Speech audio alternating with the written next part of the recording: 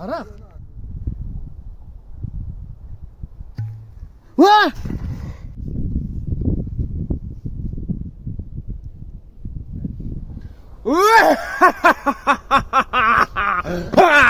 Amringizga muntazir men hocam meni bu tulkadan qutqarganingiz uchun 3 ta tilagingizni tilang. Bajo keltiraman.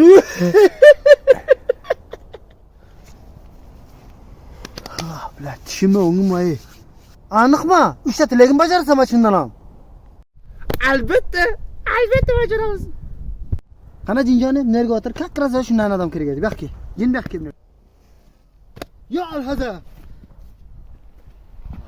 Birinchi tilagim bir chamadan ko'gidan dollar berasan.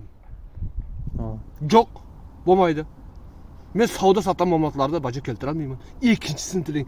Hocam birinchisi bajo keltirib bo'lmaydi. Ikkinchisi tiling. Nimaga bo'lmaydi? Az to'xtab o'ylashim kerak. Amal ikkinchisiga bitta go'zal qiz topib berasan.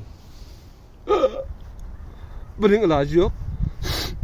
Chunki o'zi necha asrda men bu tulkadan shu narsa to'ymay chiqqanim. Men seni umid qilib o'tiribman. Hocam, buning ham iloji yo'q. Uchinchisini tiling. Sen birinchi tilagim qila olmasang, ikkinchi tilagim qila olmasang, uchinchi tilagimni tilayman. Ichaman deb turgan narsam shu arog'imda. Shuni menga topib bergining, keyincha kirib jo'g'arg'in. Hocam, rostini aytsam, to'g'risi buningizdan bajo bo'lmaydi. Chunki shu ichkilikka men o'g'irlikqa borib, meni shu qon qo'yib taylaverdilar. Bu aslo iloji yo'q. Al. Jinsama, oxiri tilagim. Mana shuncha qaytib qilarsizmi?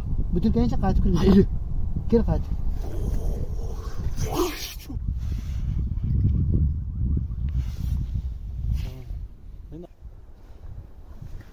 Bak buranaqa.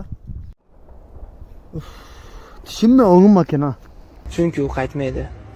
O meni chapalagim, menda